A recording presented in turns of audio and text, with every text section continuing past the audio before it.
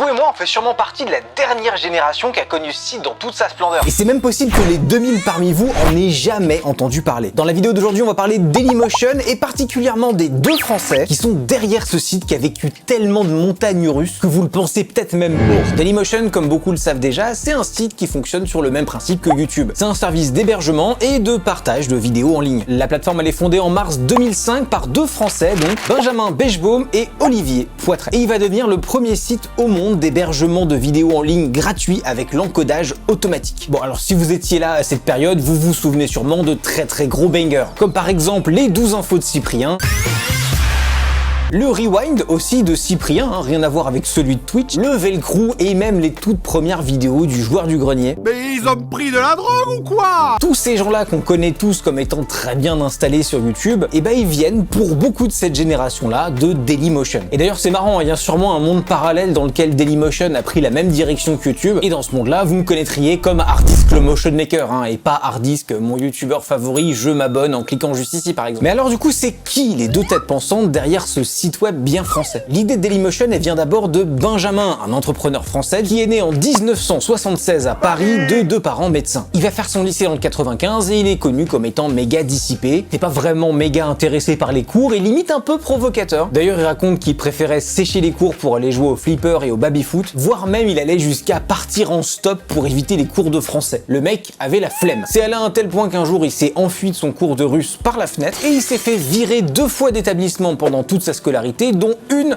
incroyable pour avoir volé des bières à la cantine. Belle histoire. C'est le genre de gars où dès qu'il va se mettre à bosser, il va écraser tout le monde, sauf qu'il supportait pas du tout l'école et il sortait les doigts que quand il éprouvait un peu de sympathie pour ses profs. Malgré tout ça, il va finir quand même par se motiver à la fin de sa terminale juste pour passer son bac et dire que c'est bon, c'est fait. Et après son bac, il va poursuivre des études de maths appliquées à l'université de Paris 13. Mais ce gars-là, il savait pas trop quoi faire de sa vie et comme il avait un profil plutôt scientifique, il s'est dirigé vers une spé qui mélangeait à la fois les maths et un peu d'éco. Ah oui, j'ai aussi oublié de dire qu'en plus d'être un peu allergique à l'autorité, le frérot là, il est insomniaque et c'est à cette époque-là qu'il va découvrir l'informatique. Ce qui en général est un super terrain pour les mecs qui ont fait des petites révolutions. À ce moment-là, on est aux alentours des années 94-95 et Internet démarre tout juste. Benjamin, il va se mettre à la programmation et il va créer ses premiers sites web et quelques petits jeux vidéo totalement en autodidacte. Sans grande surprise, les études le motivent toujours pas des masses et à la fin de sa première année d'université, un pote à lui d'une autre classe va lui demander de passer un oral de programmation à sa place. Alors évidemment, en toute logique, il refuse, c'est faux, il accepte, ce qui va permettre à son pote d'obtenir la super note de 19 sur 20. Mais ce qui est con dans l'histoire, c'est qu'à un moment donné, lui-même sera bien obligé de passer ses propres oraux en son propre nom. Et donc évidemment, il va se faire reconnaître par un membre du jury, bien sûr. Il va quitter en vitesse sa fac du 93 et il se dit qu'il va cette fois-ci essayer de rentrer dans des études d'informatique. Il va passer le concours d'EPITA, une école en ingénierie informatique, et il y sera accepté direct. Avec 40 heures de cours par semaine, il va approfondir un max ses bases en informatique et il apprend vraiment comment Internet fonctionne. Je vais appeler Internet et leur demander de me faxer les numéros de téléphone. Non. Mais EPITA, ça lui correspond pas tout à fait, sans grande surprise, et il se fera virer à la fin de sa 2e année sans grande surprise non plus. Apparemment, il aura été viré, entre autres, pour, pendant une disserte d'éco, avoir critiqué son école. Bon, définitivement, on pourrait penser qu'il est pas fait pour les études, mais ça va être pareil dans ses premiers jobs, parce qu'après avoir quitté l'école, il enchaîne les petits boulots, il va s'occuper de l'accueil des touristes à l'aéroport d'Orly, il répond à des appels du téléshopping, il va aussi travailler pour la hotline de France Télécom, période pendant laquelle d'ailleurs il passait plus de temps à trifouiller leur serveur qu'à travailler, ce qui va d'ailleurs l'amener à se faire encore une fois virer, décidément. Benjamin, c'est un mec qui a jamais voulu choisir entre les maths et le social. Les deux l'intéressaient beaucoup trop et c'est pour ça que après tout ça, quand même, il décide de s'inscrire à Paris 1 en histoire dans le but d'en apprendre plus sur les hommes et le monde. Et évidemment, pendant ce temps-là, il continuait quand même à s'auto-former en informatique tout seul le soir. C'est en 2e année qu'il va rentrer un peu par hasard dans un cybercafé, il va se faire plutôt copain avec le gérant, au point que le gérant va lui proposer de bosser avec lui. Du coup, Benjamin, il se met à créer de plus en plus de sites web et des boutiques en ligne, tout ça jusqu'en 2000, c'est-à-dire l'été suivant. Benjamin, il a 24 34 ans et ça y est, il prend la décision. Avec son cousin, il va monter sa première entreprise, Igwen Studio. Et Igwen Studio, sans surprise, c'est une société de création et d'hébergement de sites web. Et d'ailleurs, c'est cette première boîte qui lui permettra de créer l'infrastructure technique pour Dailymotion. Donc tout ça, sans le savoir, ça a marqué les prémices de Dailymotion. Et on arrive au moment qui va changer sa vie. En 2005, Benjamin il part en vacances à New York et comme tout bon touriste, il va prendre des photos, mais aussi et surtout des vidéos de Manhattan sous la neige. Ces vidéos, il va en faire un montage et il cherche un moyen de partager son œuvre à ses potes. Naturellement, je pensais qu'il y avait un site de partage vidéo. La nature ayant horreur du vide, tous les trous se comblent, c'est un principe, puis je cherche, et ben non. Qu'est-ce qu'il a fait? Vous l'avez deviné à la maison, bravo à vous, vous êtes très intelligent, il a créé une plateforme de partage de vidéos en ligne. À l'époque, c'était tout simple et ça s'appelait short.tv. Comme quoi aujourd'hui avec les shorts, on est un peu revenu full circle, c'est très méta. À cette époque-là, Benjamin, il avait deux concurrents de taille. Le premier, c'était Vimeo, qui existait déjà avant mais qui proposait pas l'encodage automatisé. Ça veut dire que pour déposer une vidéo sur Vimeo, il fallait acheter QuickTime Pro et encoder ses vidéos. Donc c'était un service qui était encore réservé à des gens qui avaient des compétences techniques, en tout cas qui avaient envie d'acheter un logiciel à $30 pour encoder leurs vidéos. Mais aussi YouTube, en tout cas le tout début de YouTube, qui a été fondé à peu près à la même période. En à peine quelques jours, le site short.tv, il est viral, le nombre d'inscrits explose, et Benjamin se rend compte qu'il y a même des gens qu'il ne connaît pas personnellement qui sont inscrits sur le site. Et là, c'est le vrai début du succès pour lui. Il se rend compte qu'il y a un vrai effet boule de neige, et il se dit tout de suite qu'il pourra pas y arriver tout seul. Et il va aller frapper à la porte d'Olivier, un informaticien avec qui il travaillait. Il va lui demander évidemment de s'associer à lui pour développer le site. Olivier accepte direct, et d'ailleurs, petite anecdote, Olivier, dès qu'il arrive dans le projet, il a décidé d'effacer tout le code de Benjamin pour tout refaire proprement. Le jour, je bossais chez Igwen, lui bossait chez Lycos. La nuit, on se retrouvait chez lui, on bossait et le projet a cru. Les débuts de la plateforme sont super prometteurs et les deux associés réussissent rapidement à lever des fonds. D'abord 50 000 €, puis 300 000 €. D'ailleurs, c'est pendant la première levée de fonds qu'ils vont renommer le site en Dailymotion. Entre 2005 et 2008, ils ont quasiment pas besoin de faire de la pub pour le site. Et quand on dépose une vidéo sur Internet, c'est pour la diffuser, donc on va envoyer le mail. Et donc la propagation de Dailymotion, elle a commencé comme ça. Jusqu'en 2008, je pense qu'on n'a pas dépensé €1 de publicité. En juin 2006, Benjamin et Olivier, ils vont lever 7 millions € grâce à deux fonds d'investissement, Atlas Venture et Partech. Alors c'était un très beau montant pour une start-up française d'internet à l'époque, mais Vimeo et YouTube dans ce game-là, ils ont un cheat code puisqu'ils sont américains. Donc de base, ils ont une plus grosse audience par rapport à un petit site français. Mais malgré ça, les trois plateformes marchent super bien. Dailymotion va pas du tout être à la traîne par rapport à ses concurrents. Tout est nouveau, les gens sont hyper hypés. Puis d'ailleurs, ça veut rien dire. Les boîtes françaises et américaines peuvent très bien coopérer sur le même service. Regardez Deezer et Spotify. Pendant des années, Benjamin va officier en tant que PDG de Dailymotion avant de quitter son poste en 2008 parce que la structure devenait trop grosse. Et en vrai, il a eu du flair, le frérot. Il s'en va pas complètement, il restera dans le conseil d'administration et actionnaire de la boîte avant de se retirer totalement en 2013. Avant ça, en 2009, et grâce à l'argent de Dailymotion, il va lancer ArtDB, une base de données collaborative en ligne sur les œuvres d'art, un peu sur le modèle d'IMDb pour les films. Olivier, quant à lui, il continuera d'être le directeur technique du site jusqu'en 2016 où il décide de quitter Dailymotion pour Netflix. Lui aussi, il a eu du flair, mais plus tard. Retour en février 2008. Pendant une interview, Benjamin annonce que Dailymotion ne se porte on ne peut mieux, avec 40 millions de visiteurs uniques et 16 000 vidéos uploadées par jour. C'est énorme. Dans la foulée, il annonce aussi des nouveaux bureaux parisiens pour leurs 90 employés, une présence avec des bureaux dans 5 autres pays différents. Bienvenue chez Dailymotion, au 18e étage du 80 de la 5e avenue. Il avouera aussi quand même que la start-up est toujours pas rentable et qu'ils sont dans une stratégie de consolidation des acquis, pas dans une surenchère ou dans une tentative de se faire racheter. D'ailleurs, déjà en 2008, Benjamin voit YouTube comme le concurrent principal de Dailymotion. Il a du flair, je l'ai déjà dit, mais bon, là c'est un peu évident. Parce que quelques années auparavant, fin 2006, il y a un événement qui est venu bouleverser l'ascension de Daily et qui sera le premier coup de massue pour la plateforme. Je parle évidemment du rachat de YouTube par Google pour 1,6 milliard $. Alors évidemment, on est bien loin des 7 millions levés auparavant par les deux Français là, et une telle somme, ça va assurer à YouTube, qui a que 2 ans d'existence, de pouvoir se développer à fond et de se différencier de ses concurrents. Chez YouTube, ils avaient plus vraiment aucun stress, que ce soit concernant la rentabilité, comment payer la bande passante, les infrastructures, la communication, tout était payé. Parce qu'il faut savoir que ce genre de site, c'est très peu rentable. D'ailleurs, YouTube est rentable depuis très peu de temps. Mais vraiment, hein, dites-vous que jusqu'en 2015, YouTube coûtait à Google plus d'argent que ce que ça rapportait. Mais ça étant dit, à cette époque-là, la plateforme créée par Benjamin et Olivier, elle est loin d'être morte. Quand t'allumes ton ordi à l'époque, t'hésites vraiment entre YouTube et Dailymotion. C'était des vrais compétiteurs, quasiment au même niveau, même si YouTube a toujours eu un petit temps d'avance qui s'est grandi avec le temps grâce au coup de pouce de Google. On saute dans le temps jusqu'en 2009 où il va se passer deux trucs majeurs, à la fois côté YouTube et côté Dailymotion. Vous l'avez peut-être senti venir, c'est à cette époque-là que la monétisation sur YouTube voit le jour. Et en même temps, c'était assez simple à mettre en place pour Google, ils avaient déjà toute l'infrastructure de pub de disponible, infrastructure qui était déjà en place sur leur moteur de recherche, parce que c'était déjà un géant de la pub sur internet avec AdWords pour acheter de la pub et AdSense pour se faire payer de la pub. Du coup, c'était une question de tuyau, fallait brancher AdSense sur YouTube. Et de l'autre côté, Dailymotion galère. Olivier, le directeur technique de la boîte qui est toujours en poste à cette époque-là, avec ses équipes, il rencontre énormément de galères techniques. C'est-à-dire que tout était à créer et ils avaient ni les devs, ni l'argent pour intégrer facilement et rapidement un système pareil. Et ça va vraiment pas les aider à rattraper le retard qu'ils avaient sur YouTube. Mais les gars de chez Dailymotion à l'époque, ils ont pas fini de se battre. Surtout qu'ils sont français, hein, et les Français sont extrêmement chauvins. Je veux dire, on a la Bretagne. À cette époque, ils ont tous les médias derrière eux qui vont encenser la petite pépite française. Personne ne veut les voir tomber et surtout pas contre ces salopards d'Américains qui mangent du poulet avec du sirop. Et donc fin 2009, un nouveau protagoniste rentre dans le game à la fois rassurant et bizarre, et il s'agit de nul autre que de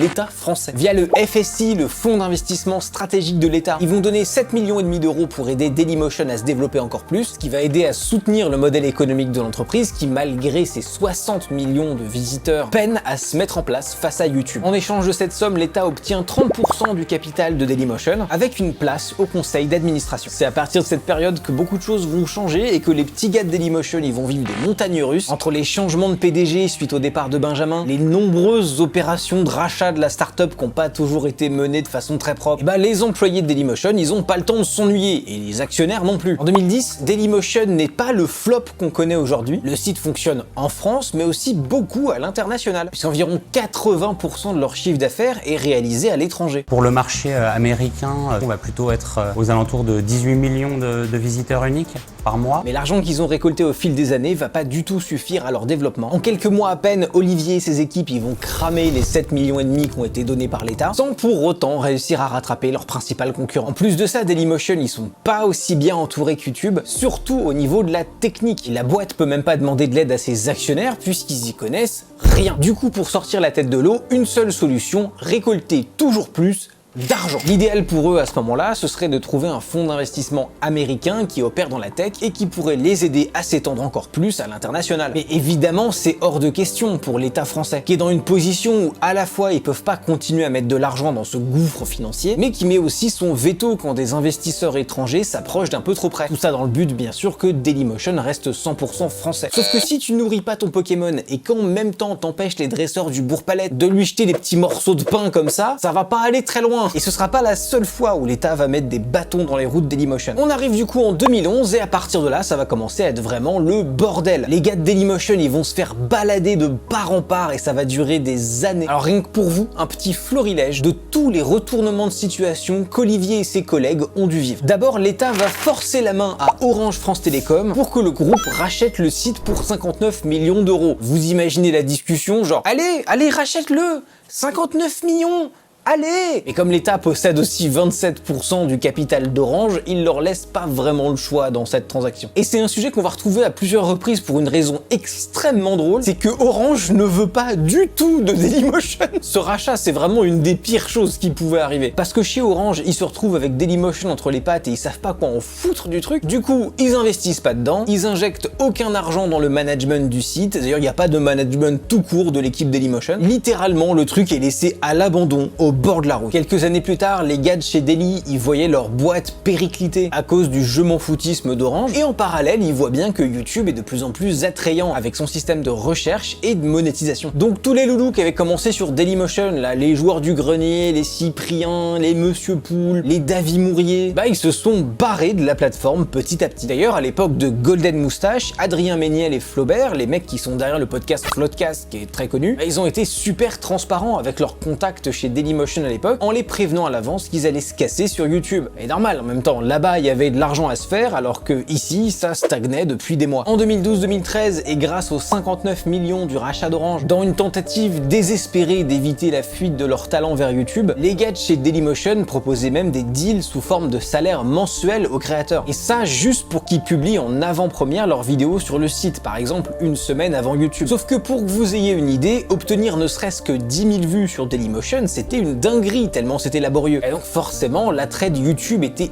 beaucoup plus fort par rapport aux créateurs. Là-bas, ils avaient l'argent, la visibilité et le référencement. Du coup, comme chez Daily, ils voyaient que leurs créateurs se barraient au profit de YouTube et que les YouTubeurs avaient à l'époque pas vraiment le poids médiatique qu'ils ont aujourd'hui, ils décident de radicalement changer la stratégie du site et de parier sur les contenus vidéo des médias traditionnels. Ils vont signer des partenariats avec des chaînes comme France Inter, BFM, des résumés de la Ligue 1, etc. Enfin bref, c'est le début de Dailymotion comme on le connaît aujourd'hui. Comme on vous l'a dit plus tôt, Benjamin s'est retiré du conseil d'administration en 2013. Du coup, des deux fondateurs originels, il reste plus que Olivier. Entre 2013 et 2016, la boîte va continuer à en voir des vertes et des pas mûres, et Olivier et ses équipes vont avoir de plus en plus l'impression de se faire trimballer de famille d'accueil en famille d'accueil sans avoir vraiment leur mot à dire. Orange commence par racheter le reste des parts de la boîte pour arriver à 100%, rachat qui leur coûtera 68 millions d'euros. Tout ça pour s'en débarrasser et faire une plus-value sur le dos de la création d'Olivier et Benjamin. Les deux, du coup, ils vont aller voir de l'autre côté de l'Atlantique et rentrer en contact avec le plus grand concurrent de Google à l'époque,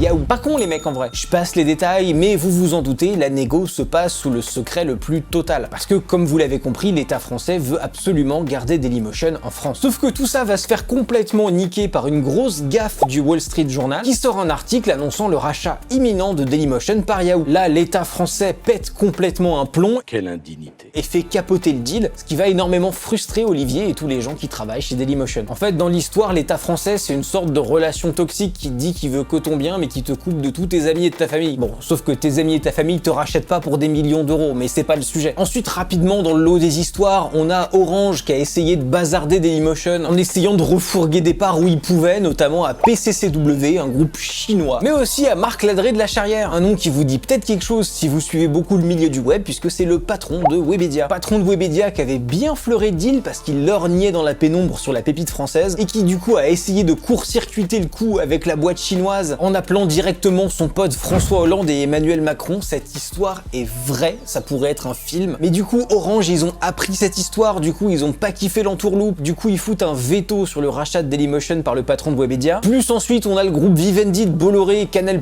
tout ça, machin, qui surgit de littéralement nulle part et qui finit enfin par réussir à acheter Dailymotion. Ils font le deal en à peine 10 jours de négociation. Une solution française pour l'avenir de Dailymotion, le site de vidéo en ligne, c'est ce qu'on a donc appris hier. Oui, c'est le groupe Vivendi qui s'apprête à racheter ce site à Orange. Et plus personne d'autre dans l'histoire, que ce soit Olivier, ses équipes ou Orange, n'en pouvait plus de toutes ces conneries. Orange, dans l'histoire, ils se mettent Gucci, ça aura pris du temps, mais ça y est, Dailymotion est vendu pour 280 millions d'euros, soit un bénéfice de 150 millions d'euros pour Orange en n'ayant strictement rien branlé et en étant obligé de faire la transaction. Et comme je l'ai dit plus tôt, Olivier Poitré, il a quitté le navire en 2016 en emboîtant le pas à son ex-associé Benjamin pour aller rejoindre Netflix. Mais du coup, c'est devenu quoi Dailymotion depuis 2016? Sans déconner, vous êtes allé sur le site depuis 2016? Parce que pour sauver la plateforme, le plan de Vivendi, il était plutôt simple et cohérent. Parce que ça aurait été idiot d'essayer de rattraper bêtement le retard pris face à YouTube ou d'essayer de se positionner comme le petit frère de la plateforme américaine. Alors du coup, on oublie le grand public, les créateurs de contenu, tout ça machin, on s'en fout, on va